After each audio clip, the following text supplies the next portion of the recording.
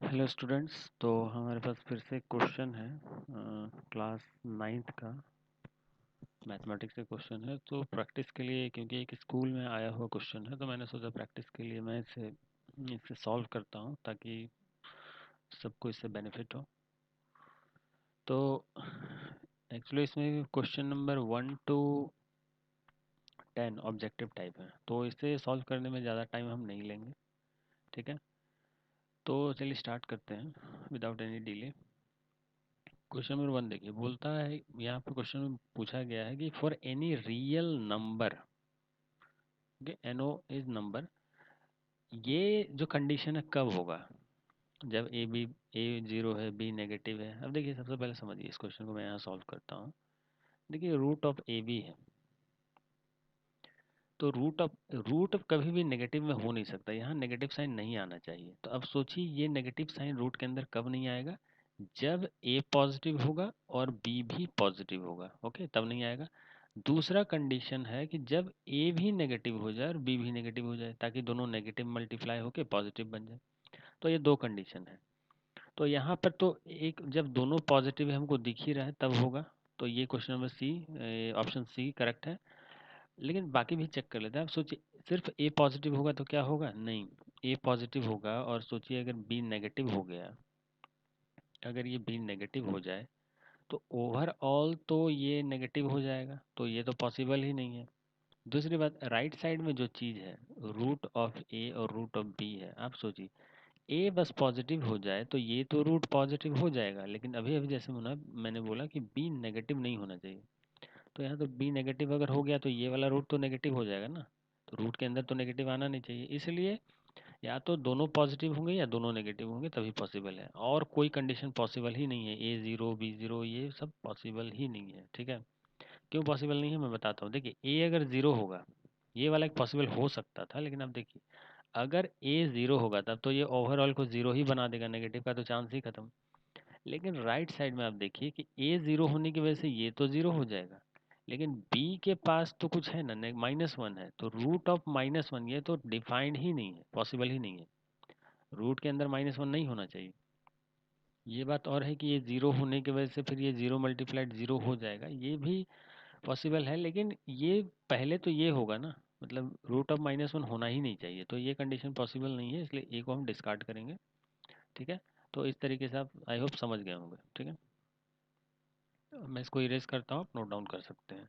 Next question solve करते हैं। Next question solve करते हैं, और इसका बोला गया है कि दिस इज इक्वल टू। तो ये क्वेश्चन देखिए, एक्चुअली ये रिपीटिंग यूनिट है 2.45, ये 45 रिपीट हो रहा है, तो हम क्या करेंगे, इसको एक्स कंसिडर कर लेंगे। क्योंकि ये 2.454545 रिपीट हो रहा है और हमने इसको एक्स कंसिडर किया हुआ है, देखिए ये रिपीटिंग यूनिट है। हम क्या करेंगे, इसको 100 से मल्टीप्लाई करेंगे, तो ये हो जाएगा 245.4545, और ये रिपीट करता जाएगा और इधर हो जाएगा 100x। दोनों तरफ 100 से मल्टीप्लाई कर देना है। ये क्वेश्चन काफ़ी इजी है। तो ये हो जाएगा, और फिर अब क्या करना है कि अब आपको इससे इसको माइनस कर देना है। ठीक है, ये 100 से मल्टीप्लाई करने से पहले जो था, इन दोनों को आपको माइनस करना है। तो जब आप इससे इसको माइनस करेंगे तो इससे भी इसको माइनस करना पड़ेगा, मतलब इधर हो जाएगा 99x और इधर हो जाएगा 245 में से 243 आएगा। और क्योंकि ये जो डेसिमल के बाद 4545 है ना, ये तो ओवरऑल माइनस हो ही जाएगा, क्योंकि ये भी इन्फिनिटी तक है और ये भी इन्फिनिटी तक है, तो दोनों माइनस होकर जीरो हो जाएंगे। और इधर 245 है, इधर 2 है, तो 245 माइनस 2 243, तो 243.00 ऐसा कुछ आएगा। तो हमारा, तो x का वैल्यू क्या आ गया, 243/99, ये हमारा x का वैल्यू। ठीक है, अब सेकंड केस में है ये 0.36। अब 0.36 के लिए यही प्रोसेस करेंगे। ठीक है, 0.363636, ये तो रिपीट हो रहा है, हमने इसको x कंसिडर कर लिया। क्योंकि दो दो डिजिट रिपीट हो रही हैं, इसलिए हम 100 से मल्टीप्लाई करेंगे, तो ये हो जाएगा 100 से मल्टीप्लाई करने पर ये हो जाएगा 36.3636। ओके, तो ये हो जाएगा 36.3636 एंड सो ऑन चलता जाएगा, और राइट साइड में हो जाएगा 100x। अब अगर सामने फिर से वही चैलेंज है, इससे इसको हम माइनस करेंगे, तो जैसे ही हम माइनस करेंगे तो इधर आ जाएगा, देखिए इधर हो जाएगा 36 बचेगा ओनली, क्योंकि 36 माइनस जीरो, ये डेसिमल के राइट साइड में जो भी है और यहाँ जो डेसिमल के राइट साइड में जो भी है जीरो हो जाएंगे, 36.0। ओके, और इधर हो जाएगा 99x। तो एक्चुअली इसको y कंसिडर कर लेते हैं, तो ये y हमने कंसिडर कर लिया, तो y का वैल्यू क्या हो जाएगा 36/99। हम इसको रहने देते हैं। बोला है दोनों का सम करके भाई बताओ कितना आएगा, तो सम कर दीजिए x प्लस वाई। हमने x का वैल्यू यहाँ पर निकाल ही लिया है, y का वैल्यू निकाल ही लिया है, दोनों को सम कीजिए। x plus y is equal to 36/99 plus 243/99। LCM easy है, 99 आ जाएगा और ऊपर लिनियरली ऐड हो जाएगा, सीधा ऐड हो जाएगा। तो ये हो जाएगा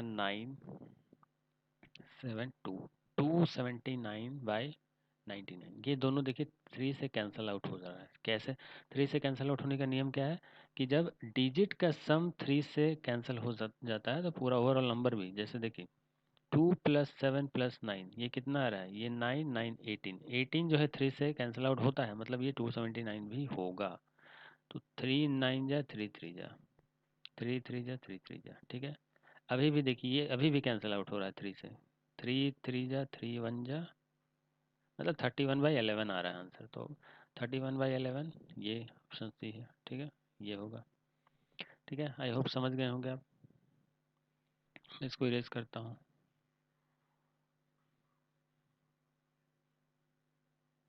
ठीक है, नेक्स्ट क्वेश्चन सॉल्व करते हैं। नेक्स्ट क्वेश्चन में बोला गया है if there is a number x that x square is rational plus x to the power 4 is can not be. देखिए ये वैल्यू आपको डाल के देखना पड़ेगा। बोलता है एक्स स्क्वायर इरेशनल होना चाहिए और x to the power 4 rational होना चाहिए। तो मैं क्या करता हूँ, इसके लिए मैं टेबल क्रिएट कर लेता हूँ ताकि आपको समझने में आसानी रहेगी। मैं एक टेबल क्रिएट करता हूँ जिसमें मैं कोई नंबर x अगर लेता हूँ तो उसका एक्स स्क्वायर का वैल्यू और उसका एक्स टू द पावर 4 का वैल्यू मैं देखता हूँ क्या आता है। पहला नंबर x के लिए मैं क्या लूँगा, ये √5 लूँगा, दूसरा √2 लूँगा, तीसरा, ओके, ऐसे मैं लेता रहूँगा। तो पहला तो मैं √5 लूँगा, दूसरा नंबर √2 लूँगा, तीसरा √23। देखिए एक्चुअली आपको समझाना इसलिए मैं इतना लेंदी कर रहा हूँ, नहीं तो इतनी ये देख के ही आदमी कोई भी स्टूडेंट समझ जाएगा। तो √2 पे पावर 4, ये 4 नंबर हैं मेरे पास। इन चारों ऑप्शन में कौन सही है वो देखना है। बोला गया है कि देखो इसको इर्रेशनल होना चाहिए और इसको रैशनल होना चाहिए। ओके, ये कंडीशन है, ठीक है। तो जरा x का वैल्यू अगर √5 लिया है तो एक्स स्क्वायर क्या आ जाएगा इसके वैल्यू, तो √5 का स्क्वायर तो 5 होता है। तो ये तो बोला था कि इर्रेशनल होना चाहिए, इर्रेशनल होना चाहिए, तो काम यहीं ख़त्म, ये ऑप्शन तो होगा ही नहीं, ये तो रैशनल आ गया। उसी यही केस तो √2 के साथ भी हो जाएगा, जब आप इसका स्क्वायर करेंगे तो ये 2 बन जाएगा, ये भी रैशनल है, क्योंकि 2 को आप 2/1 मतलब p/q के फॉर्म में लिख सकते हैं। p/q के फॉर्म में जो लिखा जाता है वो रैशनल होता है। तो यहाँ पे हमने देखा कि ये रैशनल है, तो ये भी ऑप्शन हो नहीं सकता है। क्वेश्चन में बोला गया कि इररेशनल होना चाहिए, आप यहाँ देख सकते हैं बोला गया है कि नंबर वो खोजो कि एक्स स्क्वायर का वैल्यू रैशनल इररेशनल होना चाहिए, तो हमें वो नंबर खोजना है। अब ये थर्ड ऑप्शन पे आते हैं। अब देखिए √2 का क्यूब है, तो √2 का क्यूब मतलब क्यूब रूट है, कहने का मतलब ये 2 पे पावर 1/3 है एक्चुअली, अगर आप इसे देखें। अब इसका अगर मैं स्क्वायर करूं, मतलब √2 का क्यूब का स्क्वायर कर दूं मैं, अगर इसका मैं स्क्वायर करूं इधर, तो इधर भी स्क्वायर हो जाएगा। मतलब ये जो नंबर है ये पावर आपस में मल्टीप्लाई हो जाते हैं, आपको पता होना चाहिए। तो ये 2/3 हो जाएगा। तो ये तो फ्रैक्शन है, किसी भी नंबर पे फ्रैक्शन पावर आता है तो वो इर्रेशनल ही होता है, मतलब ये इर्रेशनल है, मतलब हमारा काम ये पॉसिबल है, ये ऑप्शन हो सकता है आंसर। इधर तो खैर है ही नहीं कुछ, ये तो पहले ही डिस्कार्ड हो गया फर्स्ट केस में ही। अब एक्स टू द पावर 4 मैं करके देखता हूँ, मतलब फिर से हमारे पास सेम नंबर है, इस बार हमें पावर 2 नहीं पावर 4 करना पड़ेगा। तो अब सोचिए अगर 2 के क्यूब रूट पे आप पावर 4 करें कहने का मतलब आप 2 पे पावर 1/3 पे ही पावर 4 कर रहे हैं, तो इस तरीके से ये क्या आ जाएगा 2 पे पावर 4/3। अभी भी इसका पावर फ्रैक्शन ही है, 1.33 आएगा, पावर 4/3 1.33 आता है। तो ये तो अभी भी इर्रेशनल रहा, क्योंकि ये तो 2 पे पावर 4/3 आ रहा है और हमें क्या बोला गया था, रैशनल, मतलब ये ऑप्शन भी गलत। तो सीधा एक ही बच रहा है, फोर्थ आंसर हो जाएगा।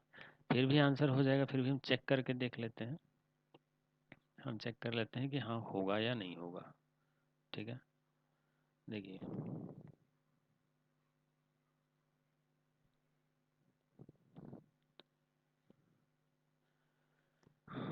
सबसे पहले 2 का फोर्थ रूट है, फोर्थ रूट कहने का मतलब पावर 1/4 है, यही है। अब बोलता है इस पे स्क्वायर करो, पहले तो हमें स्क्वायर वाला निकालना है, तो स्क्वायर किया हमने। आपको पता है पावर मल्टीप्लाई हो जाते हैं, ये दोनों पावर मल्टीप्लाई होंगे, तो 2 पे पावर 2/4 हो जाएगा, मतलब 1/2 हो जाएगा। कहने का मतलब 2 पे पावर 1/2 आया, ये पावर फ्रैक्शन में है, तो ये तो इर्रेशनल है, इर्रेशनल है। ठीक है, तो मतलब ये हो सकता है। अभी मैंने बोला कि क्योंकि ये ऑप्शन अब कोई बचा नहीं है तो ये होना ही है, लेकिन भी मैं चेक कर रहा हूँ ये रैशनल है। अब 2 पे पावर जो 1/4 हमारे पास है, इस पे अब पावर 4 करना है, क्योंकि फोर्थ रूट है मतलब पावर 4 करना है। सोचिए पावर आपस में मल्टीप्लाई होते हैं, तो ये 2 पे पावर 1/4 इंटू 4, ये कैंसल आउट हो दे देगा 2। 2 तो रैशनल नंबर है, हमें पता है 2 रैशनल नंबर है, मतलब ये रैशनल आ गया। इसीलिए इर्रेशनल और रैशनल हमें मिल गया, तो ये फोर्थ ही आंसर होगा। आई होप आप समझ गए होंगे। आगे प्रोसीड करते हैं। ठीक है, तो आंसर ये होगा।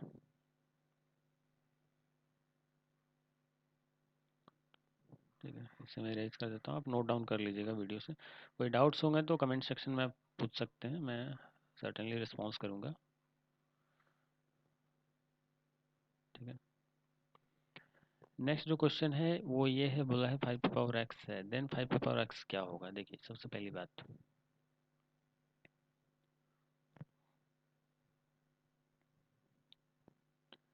बोलता है 3 का स्क्वायर दिया है मैंने, उस पे भी मैंने स्क्वायर कर दिया है और आपके पास 9 पे पावर एक्स है।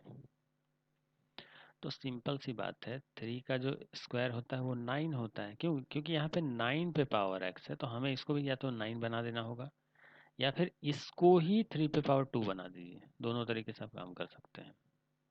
ठीक है, तो हमने इसको पूरे को 9 बना दिया, क्योंकि 3 का स्क्वायर था और ये 9 पे पावर एक्स है। अब देखिए दोनों मिलता जुलता है, बेस यहाँ भी 9 और यहाँ भी 9, तो पावर क्या होंगे।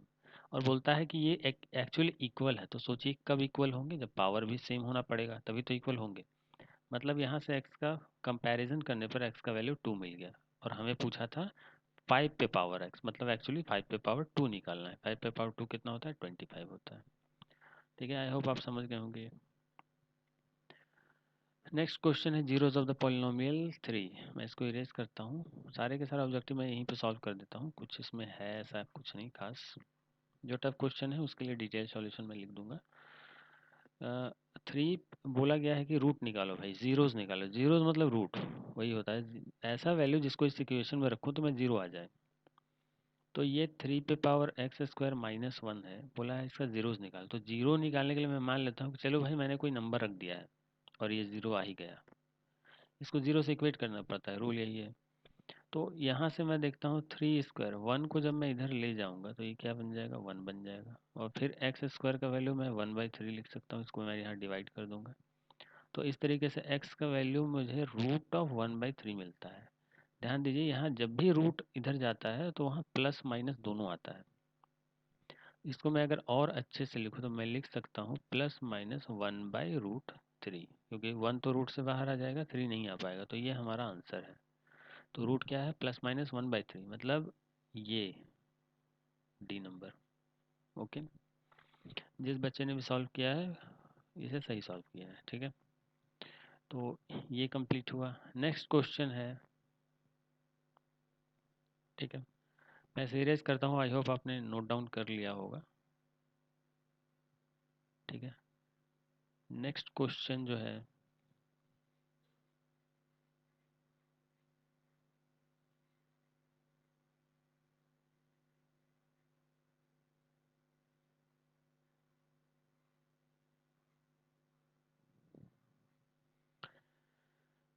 नेक्स्ट क्वेश्चन हमारे पास है, ये कुछ गिवन है और बोला है इसका वैल्यू निकाल के बता दो भाई। सीधा सीधी बात है। पहले तो ये जो दिया है ये प्रैक्टिस की बात है। मुझे पता है क्या करना है, देखिए ध्यान दीजिए। ए क्यूब माइनस बी क्यूब दिया हुआ है और इसका जो एक्सपेंशन होता है, ये एक फार्मूला है, वो होता है A plus B A square, sorry A minus B A square plus A B plus B square. ये इसका एक्सपेंशन होता है, ये मुझे पता है फार्मूला। देखता हूँ इससे मुझे क्या मिल सकता है। तो जो गिवन है उसको मैं लेता हूँ, A by B plus B by A is equal to -1। ये ऐसा दिया हुआ है, ठीक है। इसका अगर मैं एलसीएम लूँ तो एलसीएम तो ए बी हो जाएगा, क्योंकि डायरेक्ट मल्टीप्लाई हो रहे हैं और आपको पता है जब भी ये डायरेक्ट मल्टीप्लाई होता है एलसीएम के लिए, तो ये यहाँ मल्टीप्लाई होगा और ये यहाँ मल्टीप्लाई होगा। मतलब ये होने वाला है A square plus B square is equal to -1। Next step में देखिए, ये A square plus B square और ये क्या होगा, यहाँ क्रॉस मल्टीप्लाई हो जाएगा, तो ये माइनस ऑफ ए बी हो जाएगा, ठीक है। और अब इसको अगर मैं इधर ले आऊँ तो ये हो जाएगा A square plus B square plus A B is equal to 0। इधर तो कुछ बचा नहीं। अब आप ध्यान दीजिए, बड़े ध्यान से देखिए, ये जो है अगर मैं इस वैल्यू को यहाँ पर मैं रख दूँ, आप देख रहे हैं यहाँ पर मैं रख दूँ, तो इसका वैल्यू क्या आ जाएगा, दिस इंटू 0, मतलब इंटू 0 मतलब 0। फाइनल आंसर क्या है, 0। तो इसका आंसर हो जाएगा डी। आई होप आप समझ गए होंगे। फिर भी अगर कुछ प्रॉब्लम है तो आप कमेंट सेक्शन में पूछ सकते हैं। ओके, नेक्स्ट क्वेश्चन पे हम चलते हैं। ये तो हमने सॉल्व कर ही लिया। क्वेश्चन नंबर 7 पे चलते हैं। क्वेश्चन नंबर 7 आप देखिए, पी का वैल्यू निकालने को बोला है, कुछ गिवन है यहाँ पे। सिंपली हमको क्या करना है, देखिए मैं यहाँ बनाता हूँ फिर मैं इसे इरेज करूँगा। 3x प्लस हाफ है और 3x माइनस हाफ है। ये दिया गया है फिर 9x² माइनस पी के बराबर है भाई। अच्छी बात है, लेकिन आप यहाँ ध्यान से देखिएगा तो ये तो a प्लस बी और a माइनस बी वाला पैटर्न है। तो अगर ये a plus B a minus b वाला पैटर्न है तो हम इसे उस फॉर्मूले के अकॉर्डिंग 3a का स्क्वायर माइनस बी का स्क्वायर ये कर सकते हैं। और RHS तो एज इट इज रहेगा। ये हो जाएगा 9x² माइनस 1/4 और ये हो जाएगा 9x² माइनस पी। दोनों साइड से 9x² कैंसिल हो जाएगा। We are only left with minus of 1/4 and P. फिर नेक्स्ट स्टेप में माइनस भी कैंसिल आउट हो जाएगा, तो पी का वैल्यू क्या हो गया, 1/4। तो ये आंसर सी होगा। जिस बच्चे ने भी सॉल्व किया है सही सॉल्व किया है, ठीक है। नेक्स्ट क्वेश्चन जो हमारे पास है वो है, the point they this lie on the, बोला कहाँ लाई करेगा, एक्स एक्सिस वाई एक्सिस कहाँ पे लाई करेगा। तो सबसे पहले देखिए, सबसे पहली बात आपको पता है क्वाड्रेंट जो होता है, 4 क्वाड्रेंट होते हैं। ये वाला पॉजिटिव एक्स एक्सिस होता है, ये वाला नेगेटिव एक्स एक्सिस होता है। ये वाला पॉजिटिव वाई एक्सिस होता है, ये वाला नेगेटिव वाई एक्सिस होता है, ठीक है। यहाँ बोला है ए और माइनस ए कहाँ लाई करेंगे, मतलब आपका ए और माइनस ए ऐसा बोला गया। मतलब आपका एक्स कोऑर्डिनेट पॉजिटिव में है, वाई कोऑर्डिनेट नेगेटिव में है। ये वाई कोऑर्डिनेट है नेगेटिव। तो सोचिए एक्स एक्सिस ए यहाँ कहीं होगा मान लेते हैं, और माइनस ए जो है वाई एक्सिस पे है, तो ये तो नेगेटिव वाई एक्सिस पे यहाँ कहीं होगा माइनस वाई। तो जब माइनस ए, तो जब दोनों को हम मिलाएंगे तो वो तो इस क्वाड्रेंट में कहीं आ रहे हैं, मतलब फोर्थ क्वाड्रेंट में। तो यहाँ पे देखिए इसका आंसर जो होगा y is equal to x line या x प्लस वाई लाइन, ऐसा कुछ बोल रहा है। एक्चुअली इसका आंसर ना ये होगा, डी। कंफ्यूज करने के लिए आपको ऐसे दिया गया है, मैं बताता हूँ एक्चुअली होगा क्या। यहाँ पर ये इसको लिख देना चाहिए था, x plus y is equal to 0, बच्चे कंफ्यूज नहीं होते। ये एक लाइन तो है ही। देखिए होता क्या है कि एक लाइन दे दिया गया है y is equal to x, मतलब जो आप x का वैल्यू डालेंगे वही आपको y का वैल्यू मिलेगा। तो यहाँ तो x का वैल्यू a है, तो a का वैल्यू अगर मैंने डाला तो y का वैल्यू भी a होना चाहिए, नहीं, लेकिन यहाँ तो y का वैल्यू माइनस a है, तो ये तो पॉसिबल नहीं है। अब इसमें देखते हैं, x plus y is equal to 0 दिया है, मतलब y इज इक्वल टू आप माइनस एक्स बोल सकते हैं इसको। अगर मैं इसको इधर ले जाऊँ तो ये माइनस एक्स हो जाएगा। अब इसमें क्या है कि अब आप जो x का वैल्यू डालेंगे ना वो नेगेटिव के साथ मल्टीप्लाई हो जाएगा। तो देखिए x का वैल्यू तो हमारे पास यहाँ पर a था, x का वैल्यू इस क्वेश्चन में a दिया हुआ है, आप देख सकते हैं x का वैल्यू a है, तो हम a का वैल्यू डालते हैं यहाँ पे। तो a हम जैसे ही डालेंगे माइनस इसके साथ मल्टीप्लाई हो जाएगा और y का वैल्यू क्या आ जाएगा, माइनस है, और y का वैल्यू यहाँ माइनस a ही है, इसलिए आंसर डी होगा। ये x और y पे लाई नहीं कर सकता क्योंकि ये बेसिक नॉलेज है कि x एक्सिस पर जो भी पॉइंट लाई करता है ना, जो भी पॉइंट x एक्सिस पे लाई करता है उसका y कोऑर्डिनेट जीरो होता है, यहाँ y जीरो नहीं है। y एक्सिस पे जो भी कोऑर्डिनेट लाई करता है ना उसका x पॉइंट जीरो होता है, यहाँ x कोऑर्डिनेट इसका जीरो नहीं है, ठीक है, तो ये तो पॉसिबल ही नहीं है, ठीक है। तो ये कुछ बेसिक नॉलेज है, ठीक है, ये आप नोट डाउन कर लीजिएगा इसे। नेक्स्ट क्वेश्चन सॉल्व करते हैं। नेक्स्ट क्वेश्चन जो है हमारे पास है कि two angle are complement of each other then each angle is, बोला जा रहा है कि दो एंगल है एक दूसरे के कॉम्प्लीमेंट है। कॉम्प्लीमेंट मतलब समझिए, सप्लीमेंट जब दो एंगल का सम 90 डिग्री होता है, अगर एक एंगल x है दूसरा एंगल y है, तो दोनों का जब आप सम करेंगे ना, ये एंगल्स हैं, इन दोनों का सम करने पर आपको 90 मिलेगा, तब इसे कॉम्प्लीमेंट्री कहते हैं। और इन्हीं दोनों का सम करने पर अगर 180 मिलता है तो इसे सप्लीमेंट्री बोलते हैं। ओके, सप्लीमेंट्री बोलते हैं, इसे कॉम्प्लीमेंट्री बोलते हैं। ओके, तो यहाँ पे बोलता है देन ईच एंगल इज, अब आप बताइए कि अगर दो एंगल को सम कर रहे हैं, ये खुद ही 90 है, सम अगर 90 है तो हर एंगल को तो 90 से तो कम होना पड़ेगा ना। अगर एक 60 है तो दूसरा 30 हो सकता है, अगर एक 80 है तो दूसरा 10 हो सकता है। ओके, तो हर एंगल तो अगर तो 90 से तो कम होगा ही क्योंकि इसका सम ही 90 है, तो सम से तो ज़्यादा कुछ हो नहीं सकता है, तो हर एंगल क्या होगा, एक एक्यूट एंगल होगा। ओके, राइट एंगल नहीं हो सकता, एक्यूट एंगल होगा, ये गलत है, ये आंसर होगा, आंसर ए। ठीक है, नेक्स्ट क्वेश्चन सॉल्व करते हैं।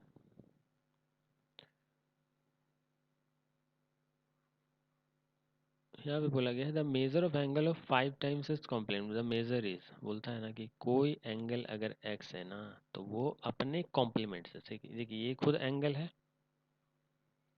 और इस एंगल का कॉम्प्लीमेंट क्या होगा बताइए। अभी मैंने बोला कि जब दो एंगल का जो सम होता है वो 90 हो जाता है, एक x है एक y है, तो ये दोनों का सम 90 होना चाहिए तब ये कॉम्प्लीमेंट्री कहलाता है।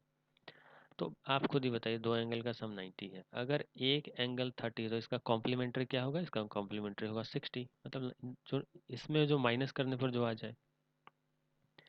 तो 90 है तो 30 अगर हम एंगल लेते हैं तो 90 में माइनस करना पड़ेगा तब जाके उसका कॉम्प्लीमेंट्री मिलता है। तो अगर हमने एंगल x लिया है तो उसे भी हमें 90 में माइनस करना पड़ेगा तब जाके हमें उसका कॉम्प्लीमेंट्री मिलेगा, मतलब 90 माइनस एक्स।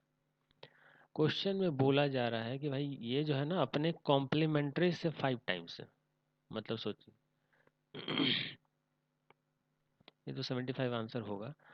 अ, बोला जा रहा है कि ये जो x है ना ये अपने कॉम्प्लीमेंट्री से 5 गुना है, मतलब समझिए कि x और 90 माइनस एक्स का रिलेशन कुछ ऐसा है ना कि आप इसमें 5 मल्टीप्लाई कीजिएगा तब जा करके ये मिलने वाला है। बोला है ये 5 टाइम्स ज़्यादा है, तो आप खुद ही सोचिए, अगर 10 है और आपके पास 2 है तो आप क्या बोलिएगा, 10 जो है 2 से 5 टाइम्स ज़्यादा है, तो दोनों को इक्वल करने के लिए आप क्या करेंगे, इसमें 5 मल्टीप्लाई कर देंगे, वही मैंने किया।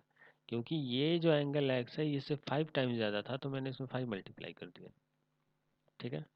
और इस तरीके से फिर आप इसको सॉल्व करेंगे, तो सॉल्व करेंगे तो ये x है, ये हो जाएगा 45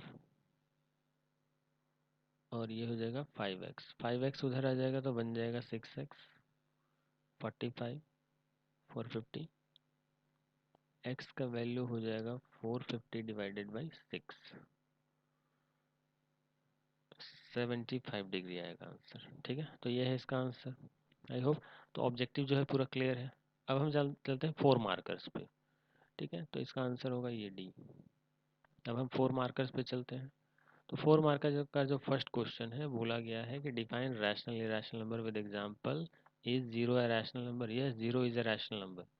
ये रैशनल इरेशनल बच्चों का खेल है, आप खुद से डिफाइन कर लीजिएगा, when it is in the form of P by Q, when it is not in the form P by Q. P by Q में नहीं होगा ये और ये होगा, तो ऐसे डिफाइन कर लीजिए। बोलता है क्या जीरो एक रैशनल है, तो हाँ है, क्यों, सोचिए रैशनल क्या होता है? रैशनल वो होता है जो पी बाई क्यू के फॉर्म में लिखा जा सके। और आपके पास ज़ीरो है, तो ज़ीरो को आप क्या लिख सकते हैं? ज़ीरो को तो एनीथिंग बाई 100 लिख सकते हैं। आप ज़ीरो को तो आप 0/5 भी लिख सकते हैं। ज़ीरो को आप 0/1 भी लिख सकते हैं। एनीथिंग, ज़ीरो बाई एनीथिंग आप लिख सकते हैं। और क्योंकि ये पी बाई क्यू के फॉर्म में है, पी की जगह 0, क्यू की जगह 1, तो इसलिए ये एक रैशनल नंबर होगा 0। ठीक है। दूसरा है इफ़ यस एक्सप्लेन। ठीक है, एक्सप्लेनेशन मैंने दे दिया। Draw root two on the number line. अब देखिए ये भी जो है आपने पढ़ा था कि root five actually root five है, रूट टू कैसे नंबर लाइन पे आप लिखते हैं? देखिए यहाँ पे कहीं 0 होता है, यहाँ 1 होता है, यहाँ 2 होता है, यहाँ 3 4, 1 2 3 4। रूट टू, देखिए आपको अगर रूट टू चाहिए तो आपको एक राइट एंगल ट्रायंगल एज्यूम करना पड़ेगा। ठीक है, जिसमें ये भी 1 हो, ये भी 1 हो, और पाइथागोरस लगाइएगा तो 1 का स्क्वायर प्लस 1 का स्क्वायर, ये जो हाइपोटेनियस आपको मिलने वाला है, ये 1 का स्क्वायर प्लस 1 का स्क्वायर 2 हो जाएगा, और ये तो एच स्क्वायर है, तो एच का वैल्यू क्या हो जाएगा? Root two. मतलब ये हाइपोटेनियस का वैल्यू उस केस में ना रूट टू हो जाता है। तो हम वही करेंगे। हम क्या करेंगे कि ये डिस्टेंस हम 1 सेलेक्ट करेंगे, और इस पे स्केल लेकर के बिल्कुल 90 डिग्री आप 1 सेंटीमीटर यहाँ पर ड्रॉ करा दीजिए। तो यहाँ से लेके यहाँ तक 1 हो गया, यहाँ से लेके यहाँ तक 1 हो गया। और जब आप इसको फिर ऐसे ज्वाइन करेंगे ना, तो ये जो चीज़ मिलने वाला है ये आपको रूट टू मिलने वाला है, बिल्कुल ऐसे, इस तरीके से। और फिर आप कंपास लीजिएगा, कंपास का टिप यहाँ पे रखिए जो निडल होता है, और यहाँ पेंसिल लगा के आप ऐसे करके ड्रॉ करा दीजिएगा। तो आपको जो भी चीज़ यहाँ पे कट हो रहा है ये आपका रूट टू का पोजीशन होगा। लेकिन हमें तो रूट फाइव पूछा है, तो रूट फाइव लाने का क्या तरीका है? अब देखिए यहाँ से आप प्रोसीड कर सकते हैं आगे, आपको रूट टू मिल ही चुका है। आप फिर से क्या कीजिए, अब इस लाइन पर, ये जो लाइन है, ये वाले लाइन पर आप क्या कीजिए कि 90 डिग्री आप फिर से ड्रॉ कीजिए, 90 डिग्री ड्रॉ कीजिए, और 1 सेंटीमीटर का एक और यहाँ से कट लगा दीजिए। तो जब आप सोचिए कि आपके पास अभी एक ट्रायंगल है जो कि रूट टू बेस है, और आपने अभी अभी 1 सेंटीमीटर ड्रॉ कर दिया, तो ये रूट टू का जो, अगर आप फिर इसका हाइपोटेनियस अगर निकालना चाहेंगे तो इसका जो हाइपोटेनियस है क्या मिल जाएगा? रूट टू का स्क्वायर प्लस 1 का स्क्वायर। जब आप ऐसे करके निकालेंगे तो ये एक्चुअली 3 मिल जाएगा, रूट 3। ठीक है, आप करके देख लीजिएगा इसी तरीके से, तो आपको रूट 3 मिल जाएगा। तो यहाँ से लेके यहाँ तक आपको क्या मिल गया? ये रूट 3 मिल गया। हमारा काम रूट 5 तक पहुँचना है। फिर हम क्या करेंगे, फिर से इस पे 1 सेंटीमीटर ड्रॉ कराएंगे ऐसे 90 डिग्री पर, और क्योंकि ये 1 है, इस बार आपके पास ये 1 रूट 3 है, और आपने अभी अभी 1 ड्रॉ कराया, तो इन दोनों को जब मिलाएंगे आप, तो ये मिल जाएगा आपको रूट ऑफ 4 मिलने वाला है। ठीक है, तो रूट ऑफ 4 का तो सिंपली मतलब है 2 होता है। तो रूट ऑफ 4 अगर 2 होता है तो फिर ये जो लेंथ है, ये जो आपको मिलेगा, ये मिलेगा 2। अब फिर से आपको एक और ड्रॉ कराना है 1 सेंटीमीटर का, और इसको फिर से ऐसे मिला देना है। तो अब जो मिलेगा ये आपको रूट 5 मिलेगा। फिर पाइथागोरस लगा के देख लीजिएगा, 2 का स्क्वायर प्लस 1 का स्क्वायर, और ये रूट के अंदर रहेगा, हाइपोटेनियस जो होता है ये 5 मिल जाएगा, रूट 5। अब जब आपको ये लेंथ रूट 5 मिल ही चुका है, तो आप फिर से यहाँ कंपास का निडल रखिए, और यहाँ पे पेंसिल, और इसको ऐसे करके आप सीधा घुमा करके ला करके यहाँ कट करा दीजिए। ये जो पोजीशन जहाँ ये कट करेगा वो रूट 5 का ही पोजीशन होगा। ठीक है, इस तरीके से सॉल्व करते हैं। दूसरा, अभी अभी आपने एक चीज़ नोटिस की कि यहाँ पे जो ये आखिरी वाला जो लाइन क्रिएट हुआ था, ये वाला, ये 2 का था। तो मैं ऐसा करता हूँ, झंझट छोड़िए, सीधा ये 0, ये 1, ये 2, 0 1 2 आगे 3 भी होगा। तो क्यों ना हम यहाँ से लेके यहाँ तक का ही लेंथ पहले सेलेक्ट कर लें, और फिर इस पे 90 डिग्री ड्रॉ करा दें 1 सेंटीमीटर का, और फिर मैं इसको मिला दूं ऐसे करके, तो भी तो ये मुझे रूट 5 ही मिलने वाला है। और फिर इस तरीके से मैं इसको यहाँ पर ऐसे कंपास लगा के मैं इसे यहाँ ड्रॉ करा दूंगा। ओके, कंपास का जो निडल है यहाँ पे रखिएगा, और पेंसिल वाला एंड यहाँ पे रख के इसे ड्रॉ करा दीजिएगा। ये जो पोजीशन मिलेगा ये भी आपको रूट 5 का पोजीशन इजीली मिल जाएगा। ठीक है, तो इसमें ये थोड़ा लेंदी है और ये शॉर्ट है। ठीक है, नेक्स्ट क्वेश्चन पे चलते हैं हम। तो हमारा जो नेक्स्ट क्वेश्चन है वो है कि 3/5 और 2/3 के बीच में 5 रैशनल नंबर पता करना है। अब देखिए 3/5 है और 2/3 है। अगर आप इसे डिवाइड करेंगे ना तो ये 0.6 मिल जाएगा, और इसे डिवाइड करेंगे तो 0.677 ऐसा मिलेगा, 6 मिलेगा। ओके, तो ये 0.66 ऐसा कुछ मिलता जाएगा। आप इसे 0.6 है तो 0.600 कुछ भी बोल सकते हैं, ठीक है। तो आप इसे कुछ भी बोल सकते हैं।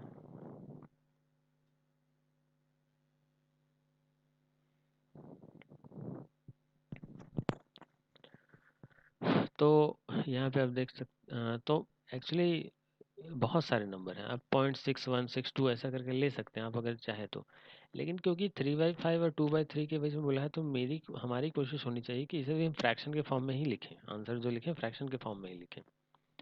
तो हम उसके लिए क्या करेंगे, इससे सबसे पहले तो उसके बीच में स्पेस क्रिएट कीजिए। तो आपको समझाने के लिए मैं ऐसा कर रहा हूँ। सबसे पहले आपको 3/5 लिखना है और फिर 2/3 लिखना है। हमें कितने नंबर चाहिए, 5, 1 2 3 4 5 इसके बीच में चाहिए। ऐसे तो मिल नहीं पाएंगे, तो मैं क्या करता हूँ ना, इसके बेस को सेम बनाता हूँ। इसे मैं 3 से मल्टीप्लाई कर देता हूँ, तो ऊपर भी 3 से मल्टीप्लाई करना होगा। और इसे मैं 5 से मल्टीप्लाई कर देता हूँ, तो ऊपर भी 5 से मल्टीप्लाई करना होगा। तो ये जो नेक्स्ट केस में हमें मिलता है, ये मिलता है 9/15, और ये जो हमें मिलता है ये होता है 10/15। अभी अगर मैं चाहूँ इनके बीच में लिखना तो मैं कुछ नहीं लिख सकता, क्योंकि ये 9/15 है और ये 10/15 है, कुछ नहीं लिखा जा सकता। तो इसके लिए मैं क्या करता हूँ कि एक बार और मैं इसमें 10 मल्टीप्लाई कर देता हूँ। आप 2 भी कर सकते हैं, कोई प्रॉब्लम नहीं है। अगर आप 2 करेंगे तो 2 नंबर मिल पाएगा आपको मैक्स। 3 करेंगे तो आप 2 करेंगे तो 1 नंबर मिल पाएगा। 3 करेंगे तो आप देख लीजिए। अगर मैं यहाँ 2 मल्टीप्लाई करूँगा तो ये क्या हो जाएगा, 18/30, और ये क्या हो जाएगा, 20/30।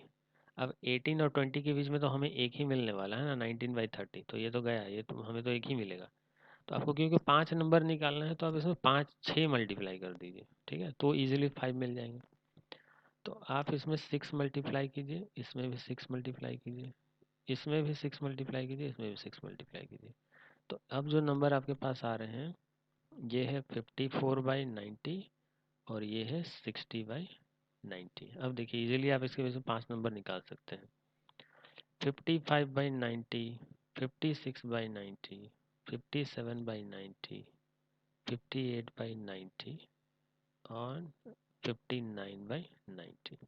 अगर आप कैंसल आउट करना चाहें, अगर किसी नंबर को, जैसे इवन नंबर है तो यहाँ कैंसल आउट हो सकता है, कुछ कुछ आप कर सकते हैं, no problem. As it is भी छोड़ दिएगा तो आपको फुल मार्क्स मिलेंगे। Okay, no doubt. Next question में हम चलते हैं। हमारा जो नेक्स्ट क्वेश्चन है वो है कि A X square B X square -5x बोलता है ये एक फैक्टर है and leaves the remainder 12 and divide find the. देखिए यहाँ पे दो केसेस दिया हुआ है, बोला है ए और बी का वैल्यू निकालने। तो देखिए दो अननोन है तो आपको दो इक्वेशन बनाना पड़ेगा, ये फैक्ट है। जितने अननोन उतना इक्वेशन आपके पास रहेगा, तभी आप सॉल्व कर पाएंगे। तो ax³ प्लस bx² -5x+2 जो है, दो कंडीशन दिया, बोला ना कि x-2 एक फैक्टर है। मतलब सोचिए क्या कहना चाह रहा है, ये कहना चाह रहा है कि x-2 से आप डिवाइड कीजिएगा तो रिमाइंडर 0 बचेगा, ठीक है, रिमाइंडर 0 बचेगा। तो वो सिंपली ये बोलना चाह रहा है कि भाई जब आप x+2 से डिवाइड कर दीजिएगा ना, तो रिमाइंडर 0 बचेगा। मतलब रिमाइंडर 0 बच रहा है जब आप x+2 से डिवाइड करते हैं, ठीक है।